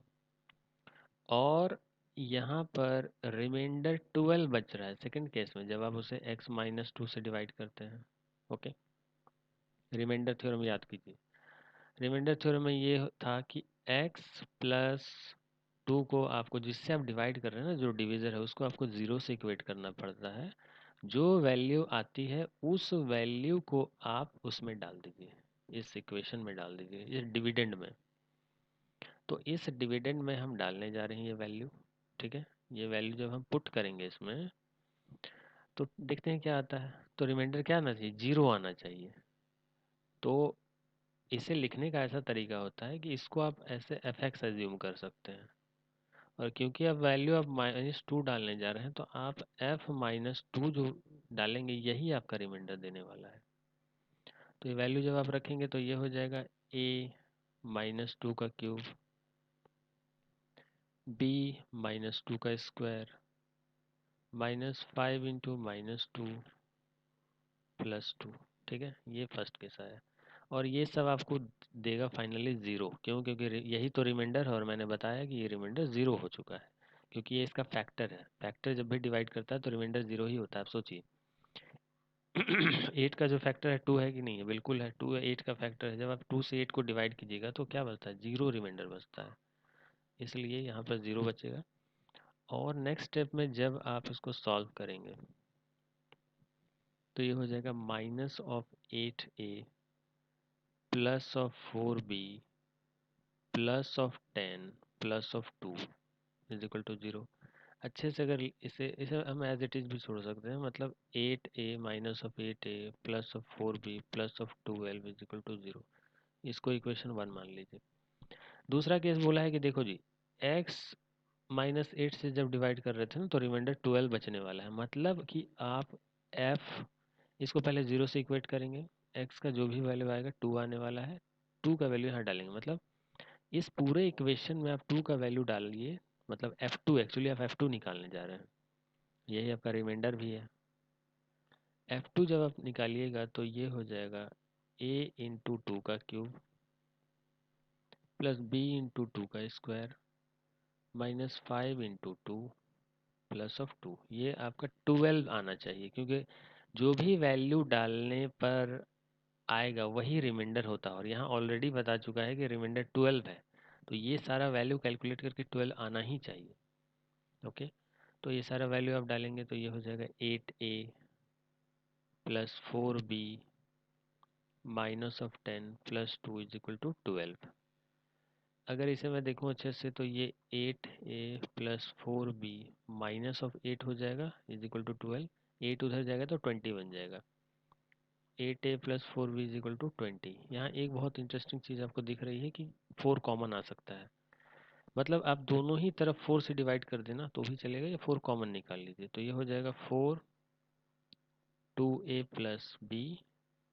और यहाँ भी आप निकाल सकते हैं 4 इंटू 5 लिख सकते हैं इसको। दोनों तरफ से 4 कैंसिल करा दीजिए तो जो इक्वेशन आपको मिला 2a + b = 5 मिला। अब आप देख सकते हैं कि आपके पास दो इक्वेशन है, दो अननोन है, इजीली आप सॉल्व कर सकते हैं। लीनियर इक्वेशन आपने सॉल्व किया होगा तो यहाँ से मैं b का वैल्यू निकालता हूँ। b का वैल्यू हम 5 - 2a लिख सकते हैं। तो b का वैल्यू जब आप यहाँ पर इक्वेशन 1 में पुट करेंगे बाय सब्स्टिट्यूशन मेथड तो ये हो जाएगा -8a +4 इंटू 5 इंटू 2a +12 = 0। अब इसको सॉल्व करेंगे तो ये हो जाएगा 20 - 8a और ये -8a हो जाएगा +12 = 0। ये 8a हो जाएगा -16a। 20 और 12 दे देगा 32 +32 = 0। 32 को मैं राइट साइड ले जाता हूँ तो हो जाएगा -16a = -32। -16 में से कैंसिल होगा -32 टू टाइम्स में, तो a का वैल्यू कितना मिल गया? 2 मिल गया। a निकल गया। a का वैल्यू जब आप यहाँ पुट कर देंगे तो b भी आ जाएगा। b का वैल्यू कितना आने वाला है? 2, ये 1 आ जाएगा। b का वैल्यू क्या आ जाएगा? 1 आ जाएगा। ओके, आप पुट करके देख लीजिएगा तो ये है आंसर। ठीक है, विदाउट एनी डिले हम नेक्स्ट क्वेश्चन की तरफ मूव करते हैं। बोला है कि इसको फैक्टराइज कीजिए। देखिए 4 मार्कर है, 4 मार्क का क्वेश्चन है तो फैक्टराइज करने को बोला है। आपके पास है 4x⁴ प्लस 7x² - 2। अब देखिए यहाँ पावर 4 है तो हम इसको ऐसे लिख सकते हैं। मैं ऐसा करता हूँ ना, इसको 4x² का स्क्वायर लिख देता हूँ, ये भी हो सकता है। दूसरा मैं कोशिश करता हूँ ना कि इसको ऐसे ही, यस, क्योंकि हमारे पास यहाँ 2 नहीं है तो हम ऐसा नहीं कर सकते। मैं सोच रहा था कि इसको हम 2x² का भी स्क्वायर लिख सकते हैं, लेकिन वैसे में फिर नेक्स्ट स्टेप में मुझे इसे t एज्यूम करना था तो इसलिए मैं नहीं कर सकता क्योंकि यहाँ पर हमारे पास 2 अवेलेबल नहीं है। ठीक है, तो हम ये नहीं कर सकते। मैं सिंपली इसे 4 एक्स स्क्वायर का स्क्वायर एज्यूम करता हूँ और इस एक्स स्क्वायर को तो मैं ऐसे ही छोड़ दूंगा और ये -2, इसे हमें फैक्टराइज करना है। नेक्स्ट स्टेप में मैं लेट एक्स स्क्वायर को टी मानने वाला हूँ, तो ये क्या बन जाएगा 4t का स्क्वायर 7t-2। अब आप इसे इजीली फैक्टराइज कर सकते हैं। फैक्टराइज करने का जो रूल है आपको पता है, फर्स्ट टर्म और लास्ट टर्म को आप मल्टीप्लाई कीजिए, तो ये क्या हो जाता है -8t²। अब आपको इस मिडिल टर्म को ऐसे ब्रेक करना है ना कि मल्टीप्लिकेशन एडिशन सब्ट्रैक्शन के बाद 7 आए और मल्टीप्लिकेशन के बाद इतना आना चाहिए। कैसे कर सकते हैं, ठीक है।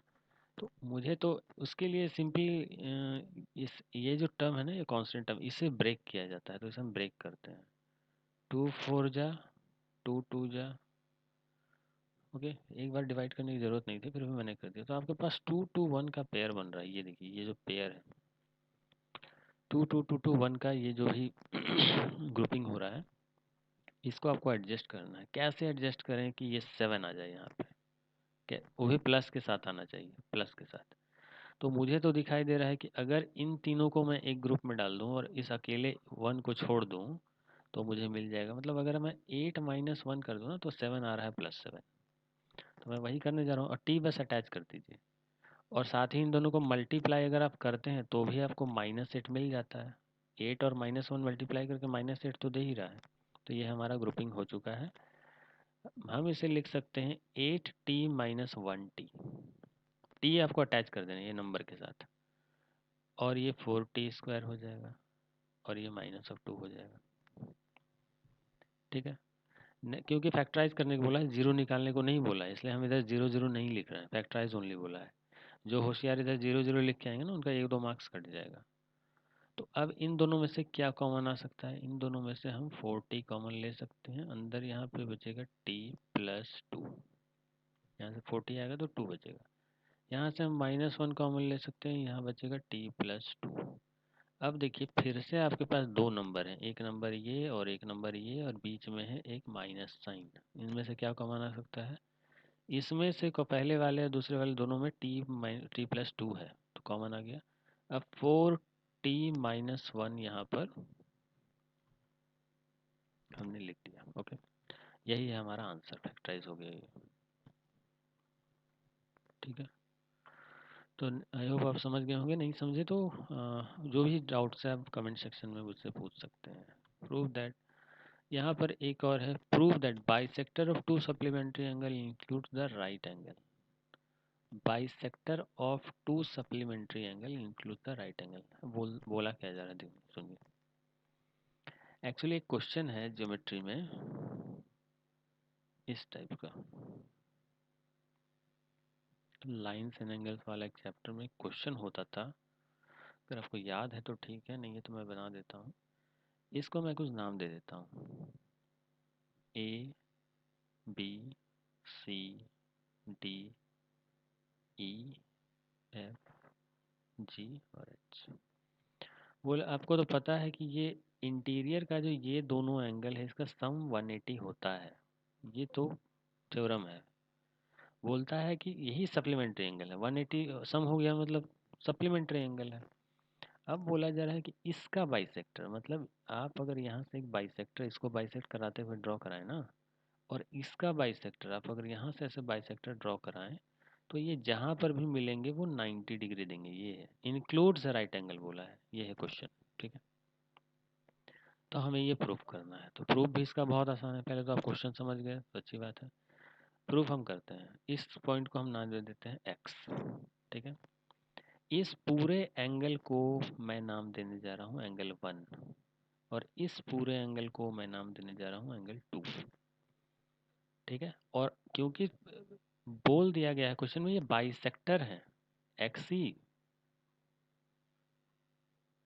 And B X are bisector, okay. तो अगर ये बाइसेक्टर है तो ये वाला जो एंगल आधा जो बन रहा है ये तो 2 का हाफ होगा, और ये वाला एंगल जो आधा बन रहा है ये तो 1 का हाफ होगा, ओके। तो मैं बोल, क्योंकि मुझे पता है कि एंगल 1 प्लस एंगल 2, ये तो 180 डिग्री होते हैं। क्यों? क्योंकि ये interior sum of interior angle, इस साइड का भी ये एंगल और ये एंगल 180 होगा। ठीक है, ये क्योंकि sum of interior angle on the same side of a parallel line.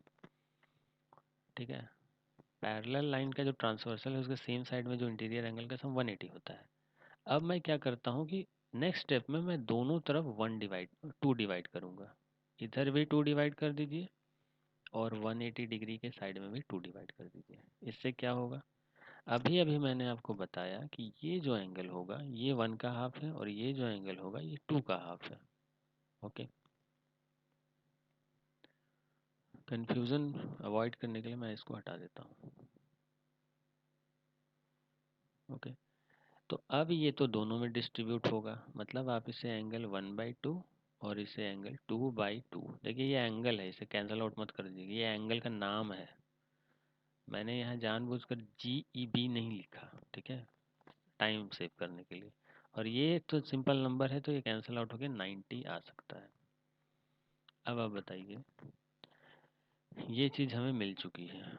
मैंने अभी अभी आपको बोला कि ये जो पूरा का पूरा एंगल है ना, ये एंगल 2 का हाफ है और ये जो पूरा का पूरा एंगल है ये एंगल 1 का हाफ है। एक बात और बताइए कि इस पूरे ट्रायंगल में तीनों एंगल का सम कितना होना चाहिए था? Angle 1/2 plus angle 2/2 plus this angle, angle x, ये तीनों को कितना होना चाहिए था? 180 डिग्री होना चाहिए था। एंगल 1/2 और एंगल 2/2 का तो वैल्यू हमने अभी अभी यहाँ पे निकाला है, कैलकुलेट हमने किया है, तो इसका वैल्यू हम सीधा पुट कर देते हैं यहाँ पे। तो इसका वैल्यू तो 90 डिग्री है, तो 90 डिग्री हमने पुट कर दिया, प्लस एंगल एक्स, ये 180 डिग्री के बराबर हो जाएगा। ओके, तो एक्स से अगर हम यहाँ एक्स को रहने दें और इसको राइट साइड ले जाएं तो ये 180 माइनस 90 मतलब 90 डिग्री आ गया। यही हमें प्रूव करना था कि एक्स का वैल्यू जो है वो 90 डिग्री है। ठीक है, तो ये हमने प्रूफ कर दिया कि ये जो x का वैल्यू है ये 90 डिग्री है। ठीक है, क्वेश्चन में यही प्रूफ करना था, इज राइट एंगल।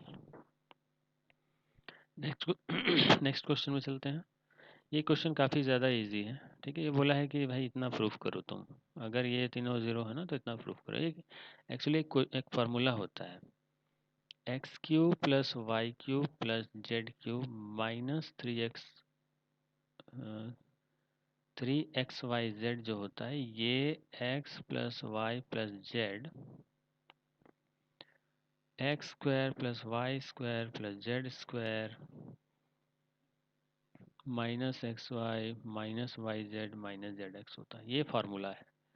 बोल दिया कि देखो जी ये तो ज़ीरो है, अरे भाई तो यही तो ज़ीरो हो गया, तो सिंपली ये ज़ीरो पुट कर देंगे। ज़ीरो इंटू एनीथिंग क्या होता है? ज़ीरो होता है। तो अगले स्टेप में आप देख रहे हैं कि ये x³ plus y³ plus z³ minus 3xy z ये तो ज़ीरो हो गया। अब इसको आप राइट साइड ले जाइए तो ये x³ plus y³ plus z³ ये क्या हो जाएगा? 3xyz। यही प्रूफ करना था हमें। आई होप आपको समझ में आ गया होगा। नेक्स्ट क्वेश्चन में प्रोसीड करते हैं। कोऑर्डिनेट ज्योमेट्री को डिफाइन कीजिए और एप्लीकेशन ये थ्योरेटिकल है, बुक से देख लीजिएगा। मैं इसको बताता हूँ। Draw the graph of this and this. अब देखिए इसका ग्राफ ड्रॉ करना है। ग्राफ ऐसे नहीं ड्रॉ होता है। ग्राफ देखिए actually x is equal to -7 है।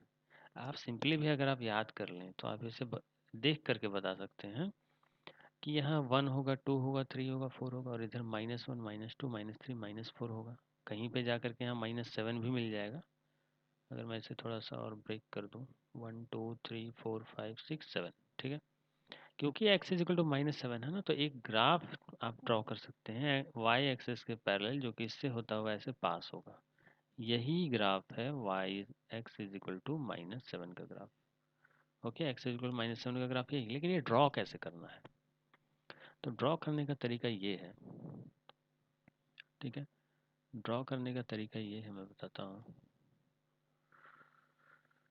इसे आप ऐसे लिखेंगे, x इज इक्वल टू -7। ठीक है, अच्छा यहाँ तो कुछ है नहीं, y तो गायब है, तो क्या मैं इसे ऐसे लिख सकता हूँ? -7 प्लस 0 इंटू वाई।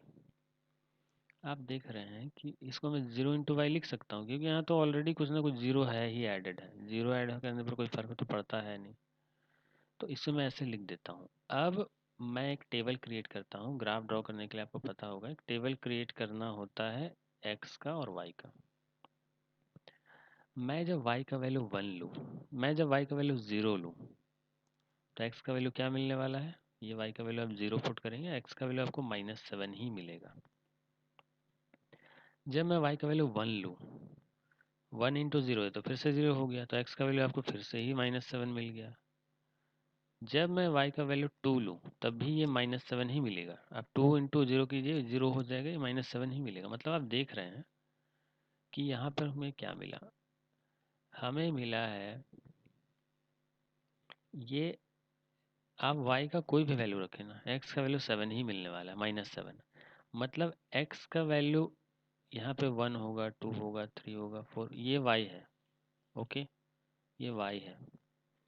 तो मैं जब x का वैल्यू -7 लेता हूँ, जैसे आपने y का वैल्यू ये 1 लिया, x का वैल्यू आपको -7 ही मिला। आपने y का वैल्यू 2 लिया, x का वैल्यू आपको -7 ही मिला।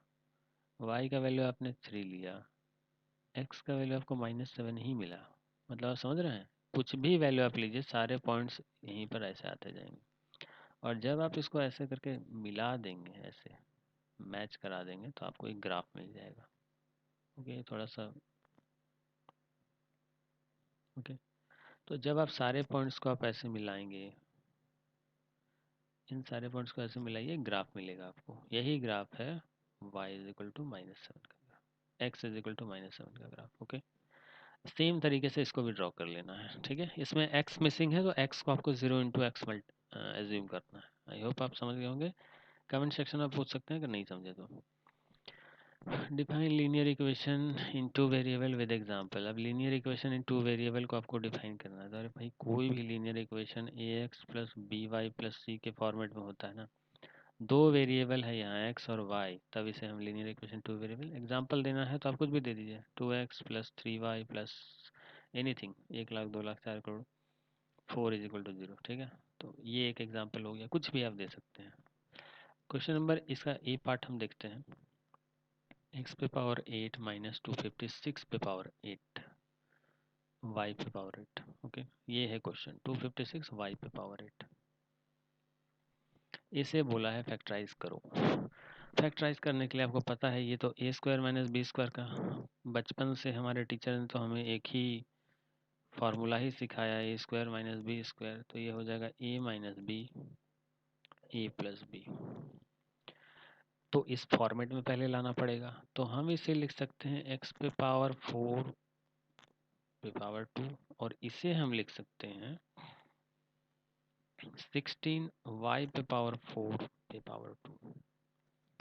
ओके, 16 का जो स्क्वायर होता है वो होता है 256। अब ये ब्रेक हो जाएगा, मतलब ये x⁴ - 16y⁴ -b और +b सेम रहेगा, a और b अपनी जगह पर रहेंगे विद माइनस एंड प्लस। तो एक माइनस मैंने लिख दिया, प्लस वाला लिखना है, x⁴ + 16y⁴। ओके, अब इसका तो कुछ हो नहीं सकता, ये तो प्लस में आ चुका है। इसे हम ब्रेक कर सकते हैं और आगे, तो इसे मैं लिख सकता हूँ x² का स्क्वायर -4y² का स्क्वायर। और इसे मैं एज इट इज़ बाद में नोट डाउन करूँगा, इसे आप याद रखिएगा, इसे मैं बाद में नोट डाउन करूँगा। हालांकि इसे भी एडजस्ट किया जा सकता है, अभी भी इसे एडजस्ट किया जा सकता है। ठीक है, तो पहले तो मैं इसको लिख लेता हूँ, इससे हम परफेक्ट स्क्वायर बना देते हैं, तो भी ये हो सकता है।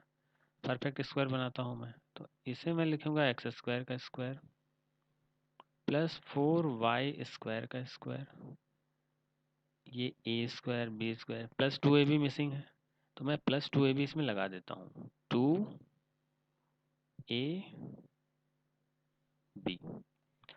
ये मैंने खुद से लगा दिया।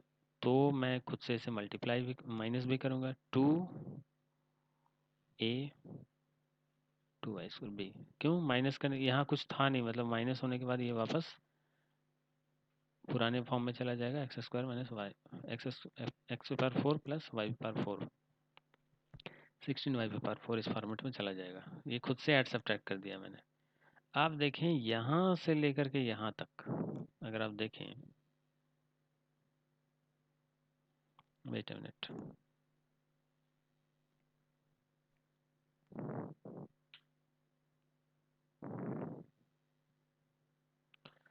अगर आप यहाँ से लेके यहाँ तक देखें तो आपको दिखेगा ये तो x² प्लस 4y पे पावर इस 2 का ये तो होल स्क्वायर है, और ये तो हमारा, इसे हम लिख सकते हैं 4x² y², ठीक है। मतलब अच्छा, और ये जो हमारा था इसे हम ब्रेक करते हैं, ये हो जाएगा x² माइनस 4y², और ये हो जाएगा हमारा x² प्लस 4y²। ओके, यहाँ तक हम पहुँच चुके हैं। अब इसको हम फिर से ब्रेक कर सकते हैं। देखिए ये पूरा का पूरा टर्म हमारे पास ए की जगह पर नज़र आ रहा है, a², और ये पूरा का पूरा टर्म हमारे पास बी के जगह पर नज़र आ रहा है, b²।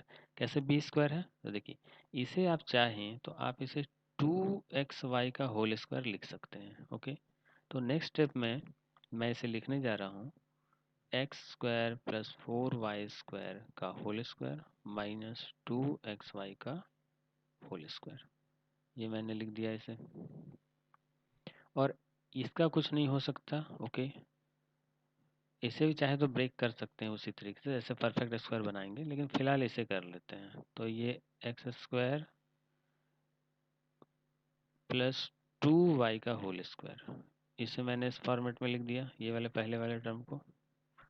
इससे मैं एज इट इज़ फिलहाल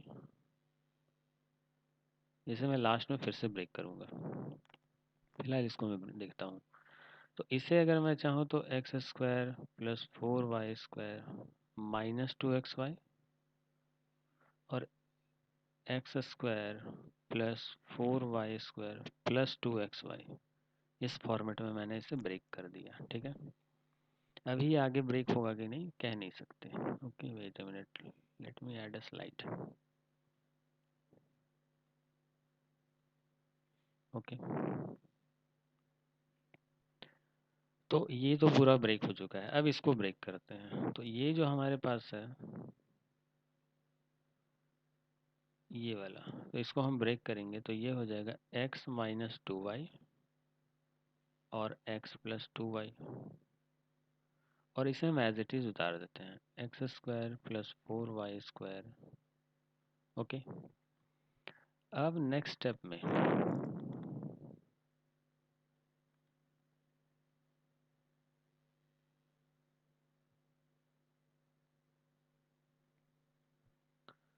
वेट अ मिनट,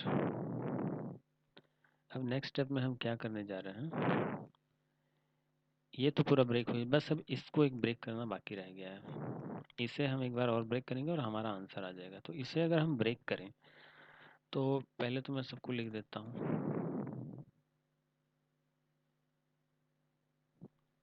तो हमारे पास है x plus 2y, x minus 2y, और है हमारे पास x² प्लस 4y², और था हमारे पास x² प्लस 2y²,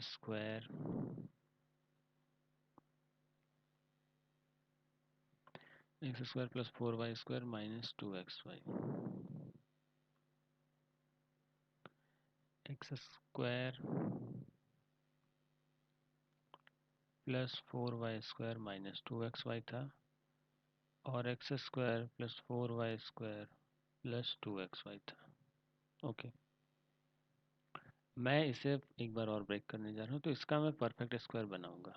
इसे मैं 2y का होल स्क्वायर लिख देता हूँ, और खुद से मैं इसमें प्लस करता हूँ 2 इंटू ए मतलब x एंड b मतलब 2y, और खुद से माइनस करूँगा 2। ओके, सेम चीज़ में माइनस कर दूंगा। इसको मैं ब्रेक कर रहा हूँ। नेक्स्ट स्टेप में ये क्या हो जाएगा, आप यहाँ से लेके यहाँ तक अगर देखें तो ये तो x प्लस 2y का होल स्क्वायर है और ये माइनस ऑफ 4xy है। ओके, देखिए मोस्ट प्रोबेबली आंसर आपके बुक में यही होना चाहिए, ठीक है, ये आंसर होना चाहिए। लेकिन अगर आप इसे एक बार और ब्रेक करें ना तो ये रूट में आ जाएगा। ओके, रूट में आ जाएगा, मुझे नहीं लगता है रूट वाला आंसर होगा, ठीक है, तो आंसर आपका यही है। मैं इसे ब्रेक नहीं करता हूँ, फिर भी अगर आपको लगता है कि ये आगे और ब्रेक होना चाहिए था, आंसर कुछ और था, तो आप कमेंट सेक्शन में मुझे बताइएगा, यही है आंसर, ठीक है। क्योंकि आगे और ब्रेक कीजिएगा तो ये रूट में आ जाएगा, ये रूट में आ जाएगा। रूट हम अवॉइड करते हैं हमेशा। नेक्स्ट क्वेश्चन जो है वो है हमारे पास क्वेश्चन नंबर 19। देखिए ये क्वेश्चन आपको प्रूफ करना है बड़ा आसान, ठीक है, लेकिन बहुत से बच्चे फोबिया के शिकार हैं। उन्हें ऐसे ऐसे डरावने फिगर देख के डर लगता है। क्वेश्चन होता बहुत इजी है, ठीक है, यहाँ ध्यान दीजिए।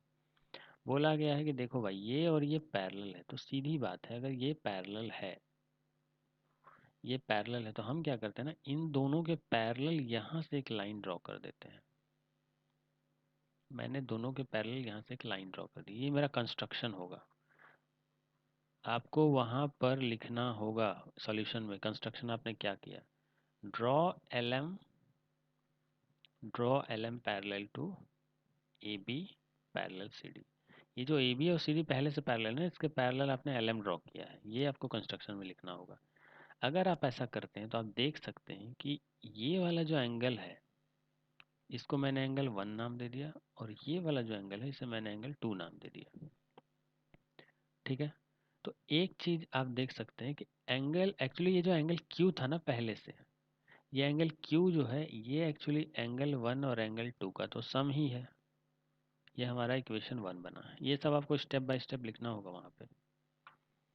दूसरी बात अगर आप नोटिस करें तो ये P और ये 2 दोनों मिलके कितने देने वाले हैं, 180 डिग्री। क्यों, एक थ्योरम है कि कोई लाइन है उसके सेम साइड में जो ये इंटीरियर एंगल्स होते हैं ना, इनका सम जो होता है 180 होता है। तो आप लिख सकते हैं सिंपल P प्लस एंगल 2, ये क्या होने वाले हैं 180 डिग्री, इसको आप 2 लिख दीजिए।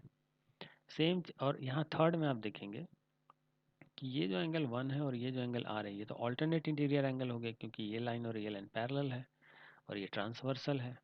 तो ये 1 और 2 तो आपस में इक्वल हो गए, तो एंगल 1 जो है वो एंगल R के बराबर होगा, वो एंगल R के बराबर होगा। ये हमारा 3 है।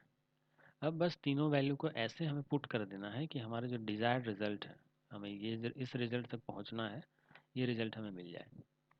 तो हम क्या करते हैं देखिए 1 और 2 मेरा खुद का एज्यूम किया हुआ है, तो ये किसी भी क्वेश्चन के लिए वैलिड होता है कि आप जो खुद से एज्यूम करते हैं वो फाइनल इक्वेशन में नहीं दिखना चाहिए। तो मैं क्या करता हूँ, एंगल 1 का वैल्यू यहाँ से मैं इसमें पुट कर दूंगा, और एंगल 2 का वैल्यू अगर आप थोड़ा ध्यान से इसे देखें तो आप इसे लिख सकते हैं angle 2 is equal to 180 degree minus P. क्यों, पी अगर राइट साइड आप भेज दें तो ये ऐसा बन जाएगा। एंगल 2 का वैल्यू आप यहाँ से इसमें पुट कर दीजिए, ठीक है। तो 2 और 3 से जब हम 1 और 2 का पुट करते हैं वैल्यू इक्वेशन 1 में, तो हमें मिलता है ये तो एंगल आर बन जाएगा।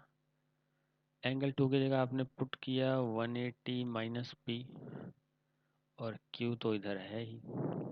ओके, ये हमें मिल गया, इक्वेशन 1 हमारा ये बदल गया नाउ।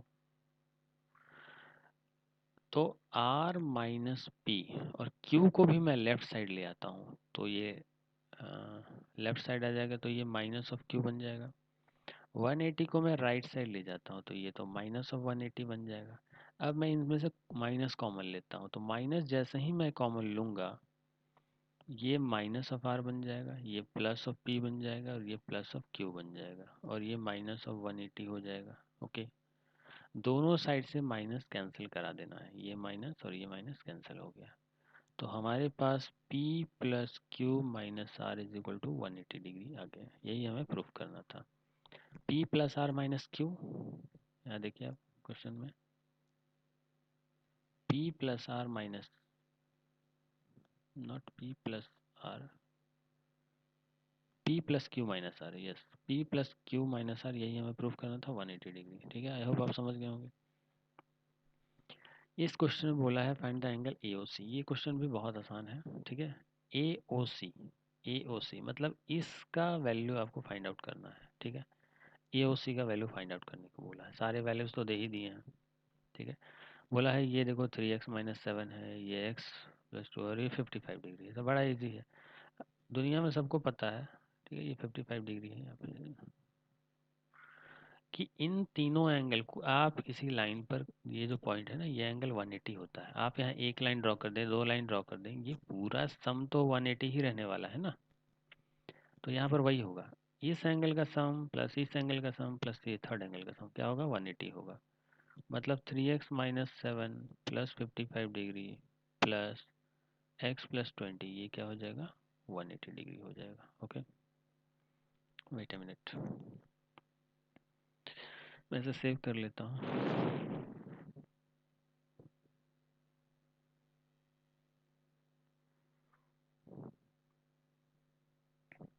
तो ये 3x और ये x कितना हो जाएगा, ये हो जाएगा 4x, और ये 55 और ये 20 हो जाएगा 75। 75 में से 7 जाएगा तो ये हो जाएगा प्लस ऑफ 68, और ये 180 इधर है। अब 68 उधर जाके माइनस होगा, तो ये हो जाएगा 112, और ये हो जाएगा 4x। तो जो x का वैल्यू आया, ये आया 112/4, 28। x अगर 28 है तो हमें तो ये निकालने को बोला गया है, तो आप इसको निकालिए 3x माइनस 7 को, तो ये हो जाएगा 3 इंटू 28 माइनस 7। ये कितना हो जाएगा, ये हो जाएगा 84 माइनस 7, मतलब ये आ जाएगा 77 डिग्री। आंसर कितना हो जाएगा, 77 डिग्री। तो ये है आंसर। ठीक है, कुछ अगर कैलकुलेशन मिस्टेक है तो आप कमेंट सेक्शन में मुझे ज़रूर बताइएगा। ठीक है, नेक्स्ट क्वेश्चन है ये, देखिए इसमें थोड़ा सा प्रिंट मिस्टेक है। इस क्वेश्चन को मैंने बुक से मैच किया था, इसमें थोड़ा प्रिंट मिस्टेक है। यहाँ पे 9 होना चाहिए था। ओके, तो यहाँ पे 9 होगा। तो हमारे को दिया है a plus B plus C is equal to 9, और A square plus B square plus C square is equal to 35। हमें निकालने को बोला कि भैया तुम A cube plus B cube plus C cube minus of 3abc का वैल्यू बता दो। मैं ये बोलना चाहता हूँ, ये तो एक फार्मूला होता है ना, इसका तो सीधा एक एक्सपेंशन है। a plus B plus C जो होता है ये into A square plus B square plus C square minus of A B minus of B C minus of C, ये होता है। तो हमारे पास तो ये भी है, हमारे पास तो ये भी है, बस इसकी कमी है, ये नहीं है हमारे पास।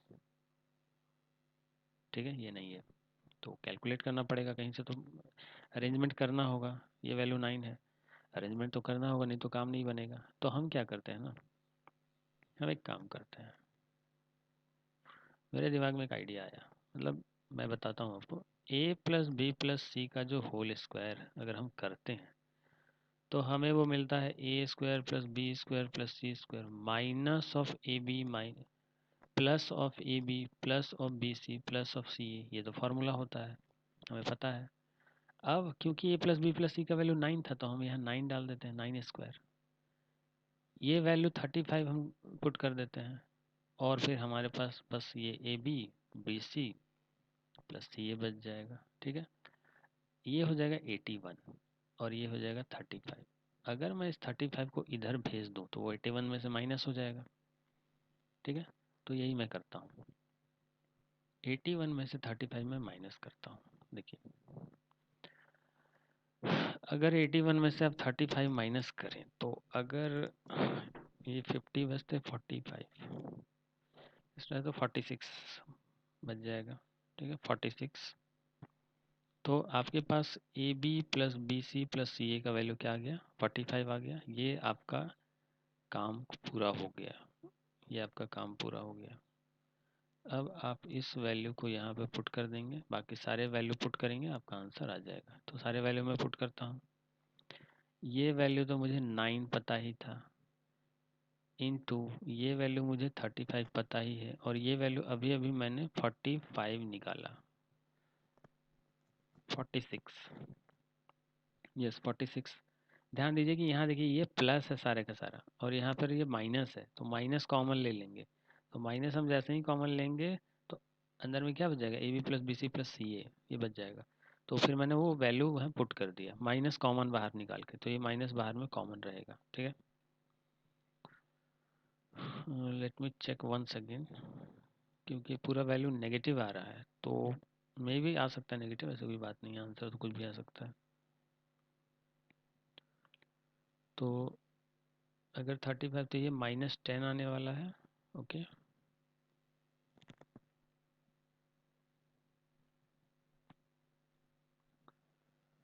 तो ये अगर -10 आएगा तो -10 इंटू 9 क्या आ जाएगा, -90 आ जाएगा। आपका आंसर यही होगा। ये कैलकुलेशन के बाद -10 आ रहा है, और ये 9, ये 90 है, -90 आंसर होगा, ठीक है। तो this is the answer, this is your answer. चलिए नेक्स्ट क्वेश्चन सॉल्व करते हैं। कुछ कैलकुलेशन मिस्टेक हो तो आप मुझे कमेंट सेक्शन में बताइए, मैं ट्राई करूँगा उसे रिजॉल्व करने का। अब इसे एक्सपेंड करना, ये तो बच्चों का गेम है, इसमें तो मुझे नहीं लगता कि कुछ बताने की ज़रूरत है। आपको पता है a प्लस बी प्लस सी का जो होल स्क्वायर होता है वो होता है a² plus b² plus c² minus a B minus b C minus 2ab माइनस 2, यस मैंने यहाँ पे देखिए मिस्टेक कर दिया था।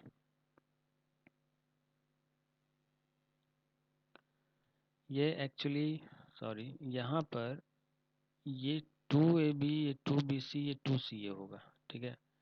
तो फिर आप यहाँ 2 कॉमन ले लेंगे तो आपके पास ये बच जाएगा, ओके।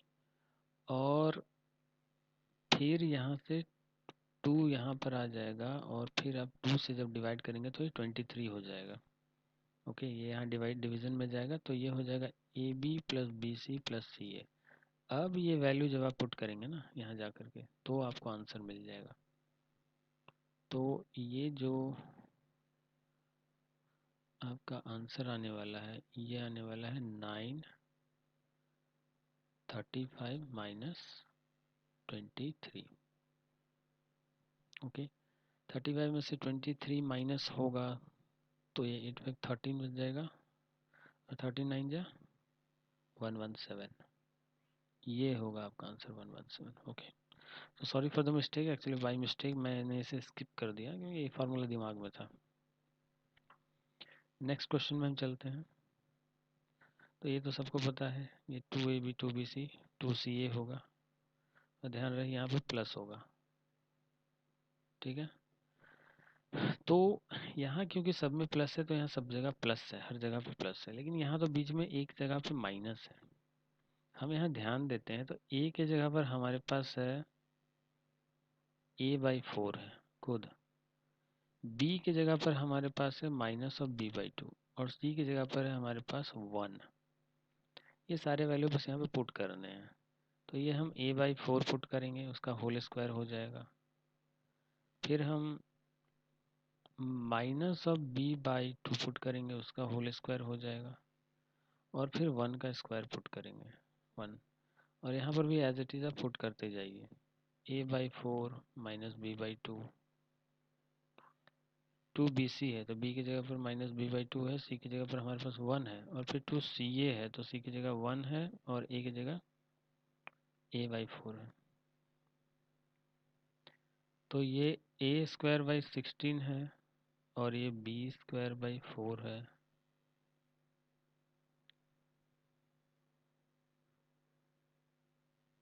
ये कैंसिल आउट हो जाएगा, तो ये हो जाएगा माइनस ऑफ ab/4, ठीक है। ये हो जाएगा minus of ab/4,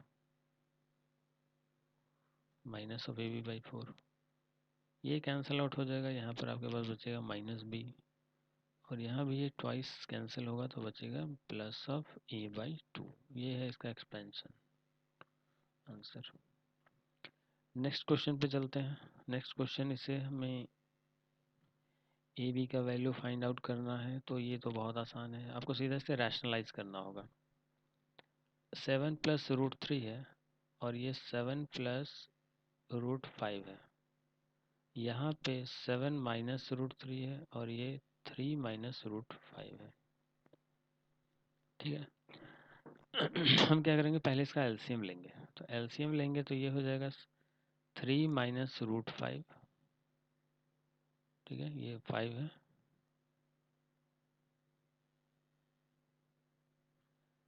3 minus root 5 और ये हो जाएगा 7 प्लस रूट 5। ओके, क्योंकि हमने डायरेक्टली इसे मल्टीप्लाई किया है एलसीएम के लिए, तो ये यहाँ मल्टीप्लाई होगा, ये यहाँ मल्टीप्लाई होगा। तो ये हो जाएगा 7 plus root 3, 3 minus root 5, 7 minus root 3, 7 plus root 5। ठीक है। अब आप इसे मल्टीप्लाई करेंगे आपस में, तो ये हो जाएगा 21। इसे एक्चुअली सॉल्व करना है, वैसे सॉल्यूशन इसका लेंदी है। ये हो जाएगा 21, ये हो जाएगा माइनस ऑफ 7 रूट 5, ये हो जाएगा 3 रूट 3, 3 रूट 3 और फिर ये मल्टीप्लाई होगा तो माइनस ऑफ रूट ऑफ 15। वही काम यहाँ पे होगा। ब्रैकेट ओपन कर लीजिए। 7 7 जा 49, फिर 7 इंटू 5, 7 रूट 5, ये फिर आ जाएगा 7 रूट 3 और फिर ये माइनस ऑफ रूट ऑफ 15। ये हो गया। डिनोमिनेटर में भी हम मल्टीप्लाई कर लेते हैं। ये हो जाएगा 21, अगर ये मल्टीप्लाई होगा 21, फिर इससे मल्टीप्लाई होगा plus of 3 root 5 minus of 7 root 5 और ये हो जाएगा minus of 5। Root 5 into root 5 5 हो जाएगा। अगर इस माइनस को हम 1 बाई 1 सबके पास भेजें तो क्या करेगा ये, इसको यहाँ पर माइनस ले आएगा। ओके, तो यहाँ पर आ जाएगा माइनस, यहाँ पर आ जाएगा माइनस, ये माइनस इस माइनस के साथ मल्टीप्लाई करा के इसको कर देगा प्लस और इसको भी कर देगा प्लस, और उसके बाद ये यहाँ से रिमूव हो जाएगा और फिर हम ब्रैकेट हटा देंगे। ठीक है, नेक्स्ट स्टेप में हम ब्रैकेट को फिर हटा देंगे, रिमूव करा देंगे। अब आप एक चीज़ देखिएगा कि ये माइनस में है, ये प्लस माइनस में है, तो ये कैंसिल आउट हो गया। यहाँ पे देखिए 7 ऑफ रूट 5 ये माइनस में था और ये भी माइनस में है, तो नेक्स्ट स्टेप में देखिए ये 21 और माइनस 14, ये कितना आने वाला है, minus of 28। Okay, minus of 28 आएगा। ये तो सीधा हो जाएगा माइनस ऑफ 14 रूट 5, ये दोनों मिल करके, और ये 7 रूट 3 है, 3 रूट 3 है, दोनों मिल के आ जाएंगे 10 रूट 3। ओके,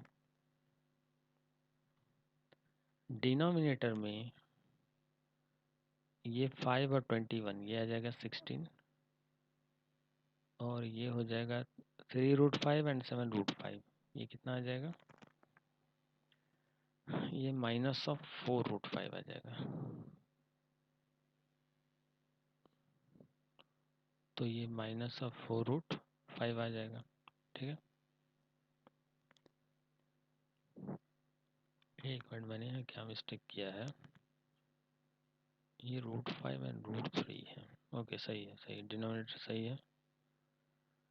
अब देखिए करना क्या है, अब जो आपको इतना मिला है इसके बगल में एक वैल्यू दी हुई है, वैल्यू है ए प्लस, देखिए क्वेश्चन क्या है, ए प्लस रूट 5b। तो पहले हमें इसे ए प्लस रूट 5b के फॉर्मेट में लेके आना होगा। उसके लिए क्या करेंगे, हम इसे रैशनलाइज करेंगे, मतलब डिनोमिनेटर को 16 प्लस 4 रूट 5 से मल्टीप्लाई कर देंगे एंड न्यूमरेटर को भी 16 प्लस 4 रूट 5 से मल्टीप्लाई कर देंगे। Okay,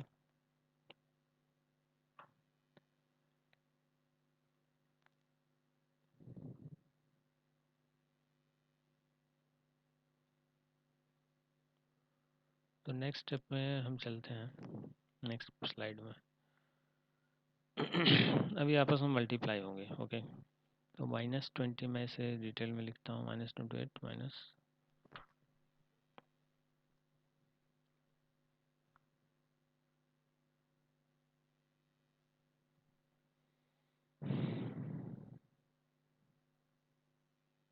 minus of 28 minus of 14√5 plus of 10√3, ये मल्टीप्लाई होने वाला है 16 प्लस 4√5 से। ओके, और नीचे हमारे पास है 16 माइनस 4√5 और 16 प्लस 4√5।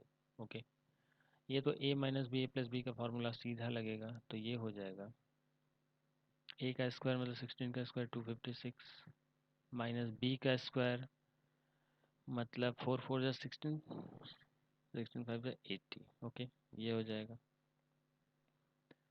न्यूमरेटर में हमारे पास आने वाला है, ये 1/1 मल्टीप्लाई होगा 16 इंटू 28 मतलब माइनस ऑफ 28 इंटू 16, फिर 16 into 14 minus of 14√5 into 16,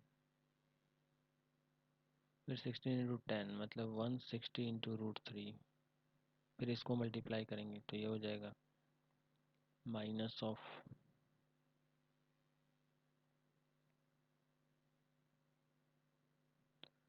28 into 4√5, फिर इसको मल्टीप्लाई करेंगे बाकी से तो ये हो जाएगा 56 इंटू 5 माइनस ऑफ 56 इंटू 5, क्योंकि √5 और √5 5 बन जाएंगे, और फिर ये मल्टीप्लाई होगा तो ये हो जाएगा 70√15। ओके, ऐसे करके इसको सॉल्व करेंगे। ओके, एक्चुअली काफ़ी ज़्यादा लेंदी है ये, मतलब ऑब्वियसली शायद मे बी 6 मार्कर हो या 4 मार्कर, पता नहीं, लेंदी काफ़ी ज़्यादा कैलकुलेशन,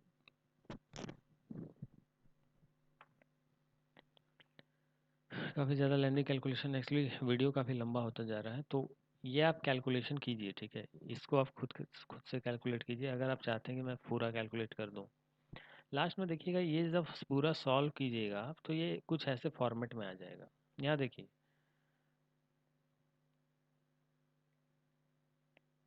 कुछ ऐसे फॉर्मेट में आएगा,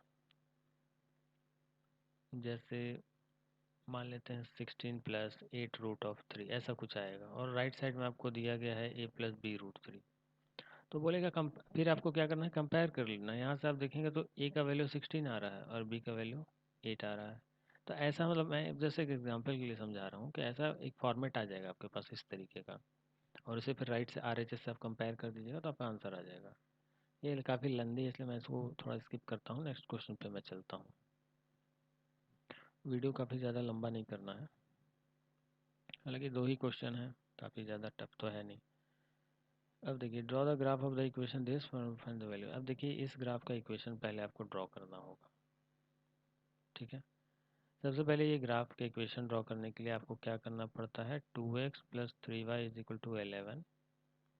तो यहाँ 3y का जो वैल्यू होगा 11 माइनस 2x हो जाएगा, और y का वैल्यू हो जाएगा 11 माइनस 2x/3। यहाँ से अब आप क्या कीजिए, x का कुछ वैल्यू पुट करते जाइए, y का कुछ वैल्यू मिलता जाएगा। 3 ही वैल्यू चाहिए हमें। ओके, 3 वैल्यू, प्रिकॉशन के लिए हम 3 वैल्यू लेते हैं, नहीं तो 2 वैल्यू भी ले सकते हैं। x का कोई वैल्यू पुट कीजिए, फॉर एग्जांपल अगर मैं x का वैल्यू 0 पुट करता हूँ तो 0 पुट करने पर ये 11/3 आएगा, जो कि एक बहुत अच्छा वैल्यू नहीं है, हमें इंटीजर वाले वैल्यू सोचने चाहिए। तो ये मैं इस समय क्या पुट करूँ,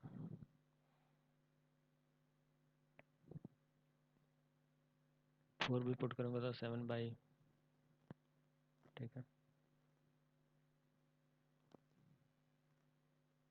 1 पुट करता हूँ। मैं 1 पुट करता हूँ, तो 1 अगर मैं पुट करूँगा तो ये 1 पुट होते ही ये 2 बन जाएगा, और 2 माइनस 11, 11 माइनस 2 9 होगा, और 9/3, तो 9/3 तो 3 आता है, तो ये एक अच्छा वैल्यू है, तो हमें 3 मिला। अच्छा, अगर मैं इसका वैल्यू पुट करता हूँ 3, तो ये 6 बन जाएगा, 6 में से ये 5/3 आ जाएगा, जो कि बहुत अच्छा वैल्यू नहीं है। अगर मैं पुट करता हूँ, मैं इसमें 7 पुट करता हूँ, ओके 7, तो 7 टू जा हो जाएगा 14। ओके, और अब 14 में से 11 जाने पर बचता है -3, तो ये -1 आ रहा है, तो ये 7 पुट करने पर ये -1 आया। ठीक है, इसी तरीके से आप कोई और वैल्यू, एक अच्छा सा वैल्यू पुट कर सकते हैं यहाँ पे। सोच आप सोच करके खुद से भी कुछ वैल्यू पुट कर सकते हैं। फॉर एग्जांपल अब मैं पुट करता हूँ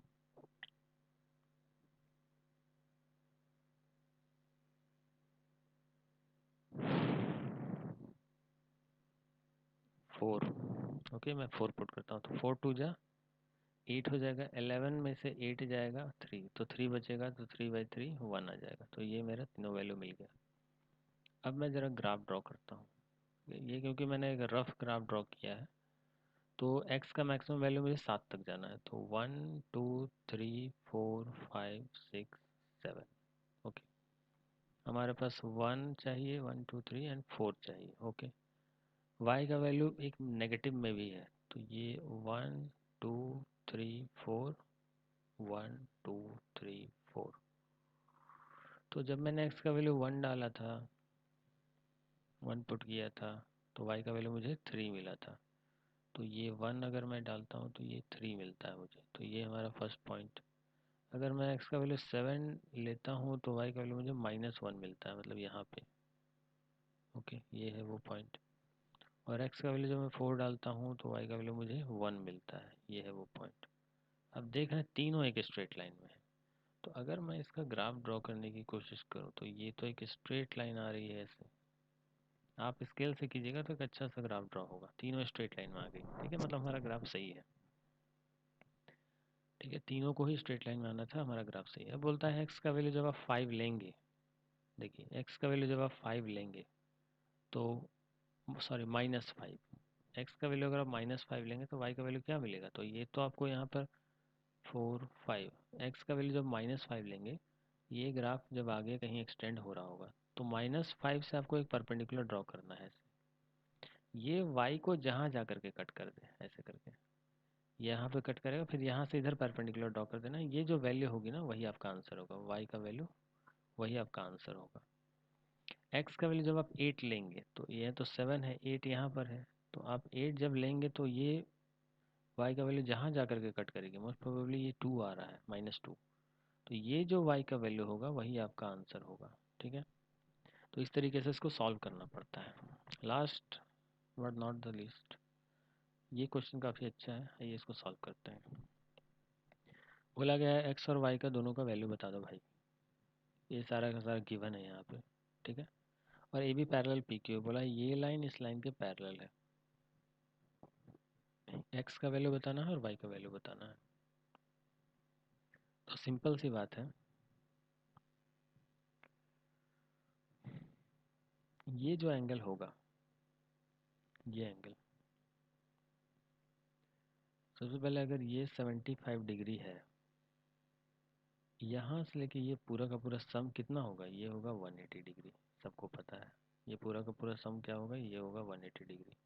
इस एंगल को हम मान लेते हैं जेड, अपनी सुविधा के लिए हम जेड मान लेते हैं। तो मेरे हिसाब से जेड +20 +75, इन तीनों को मिलके देना चाहता है 180। ये वाला एंगल जेड, ये 20 और ये 75, तीनों तो 180 आना चाहिए था। तो तीनों मैंने लिख दिया। यहाँ से जेड का वैल्यू मुझे मिल जाएगा 180 - 95, इन दोनों को सम कीजिएगा तो 95 आएगा। तो यहाँ से आपको वैल्यू 105 मिलता है, मतलब ये जो जेड का वैल्यू मैंने निकाला ये मुझे 95 मिल गया, सॉरी 105 मिला। तो ये 105 मुझे मिल गया। अब आप बताइए, अगर ये 105 है तो इस ट्रायंगल में हम ट्रायंगल सम लगा देते हैं। ठीक है, तो simple 105 plus x degree plus 25 degree, तीनों मिला के कितना आना चाहिए था? 180 डिग्री। तो एक्स का वैल्यू यहाँ से अगर आप ये दोनों मिलके हो जाएगा 130। 130 जब राइट में जाएगा तो 180 में से 130 माइनस हो जाएगा, तो ये हो जाएगा 50 डिग्री। ओके, तो ये आंसर है आपका 50 डिग्री, एक्स का वैल्यू 50 डिग्री। अब सिंपल सी बात है। ओके, एक चीज़ है कि किसी भी ट्रायंगल, किसी भी लाइन में जो सेम साइड के जो इंटीरियर एंगल्स होते हैं ना, इनका जो सम होता है 180 होता है। तो उस हिसाब से अगर मैं बोलूँ तो ये जो पूरा एंगल है और ये जो पूरा एंगल है, इसका भी तो सम 180 होना चाहिए, बिल्कुल होना चाहिए। तो आप यहाँ लिख सकते हैं 105 प्लस 20 और इसका सम अगर आप करेंगे इस वाले के साथ, मतलब 25 प्लस वाई के साथ, तो आपको मिलना चाहिए 180 डिग्री। ओके, यहाँ से आप देख सकते हैं, इसलिए आप वाई कैलकुलेट कर सकते हैं। ये हो जाएगा 150 आ जाएगा, plus y is equal to 180 degree. तो वाई का वैल्यू कितना आ जाएगा, 30 डिग्री आ जाएगा। 150 को इधर ले जाएंगे, 30 डिग्री आ जाएगा। तो आंसर आ गया, एक्स का वैल्यू है 50 डिग्री, वाई का वैल्यू है 30 डिग्री। ठीक है, ये है आंसर। ठीक है, आई होप ये क्वेश्चन आप समझ गए होंगे। और ये जो लेंदी कैलकुलेशन है एक्चुअली काफ़ी ज़्यादा टाइम कंज्यूमिंग है अभी, फिर भी आप इसे सॉल्व कीजिएगा। मैंने यहाँ तक सॉल्व करके छोड़ दिया है। आप अगर और भी अगर कोई डाउट है तो आप कमेंट सेक्शन में पूछ सकते हैं। Okay, thank you.